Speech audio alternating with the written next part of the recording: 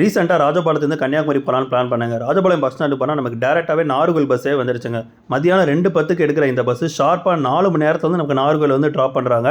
இந்த லைனில் பார்த்தீங்கன்னா இது வந்து ஒரு எக்ஸ்பிரஸ் கேட்டகரிங்க. ஏன்னா லிமிடெட் ஸ்டாப் மட்டும்தான் நிற்கும். ராஜபாளையம் திருநெல்வேலி செக்ஷனில் வந்து கரிவலம் வந்தநல்லூர், சங்கரங்கோவில், அழகிய பாண்டியபுரம் மட்டும்தான் ஸ்டாப் நிப்பாட்டுறாங்க. டிக்கெட் ஃபேர் வந்து நமக்கு 140 ரூபா வந்து சார்ஜ் பண்ணுறாங்க. 2 மணி நேரத்தில் வந்து திருநெல்வேலி போகிற இந்த பஸ் ஒரு 10 நிமிஷம் அங்கே நிற்கும்னு சொன்னாங்க. திருநெல்வேலி போனது தான் போச்சு, செம க்ரௌடுங்க. ஏன்னா திருநெல்வேலியிலேருந்து நாகர்கோவில் போகிற 1-to-1 பஸ் வந்து டைமிங் இல்லை போல். அதனால் எல்லாருமே இந்த பஸ் தான் கூட்டமாக ஏறி வந்தாங்க. அந்த கேப்பில் டீ வடையும் சாப்பிட்டு ஏறிட்டாங்க. திருநெல்வேலி டு நாகர்கோவில் வந்து 1-to-1 சர்வீஸ்லாம் கிடையாதுங்க. இடையில வந்து வள்ளியூர், பணக்குடி ஸ்டாப் போயிட்டு தான் நாகர்கோவில் போகிறாங்க. இருந்தாலுமே 1.5 மணி நேரத்தில் வந்து நாகர்கோவில் வந்து ரீச் ஆகிட்டோம். நாகர்கோவில் இறங்குறதுமே நமக்கு கன்னியாகுமரிக்கு வந்து ஃப்ரீக்வெண்ட்டாக பஸ் சர்வீஸ் வந்து அவைலபிளாக இருக்குங்க. மொஃபசில் பஸ் இருக்குது, டவுன் பஸ் இருக்குது.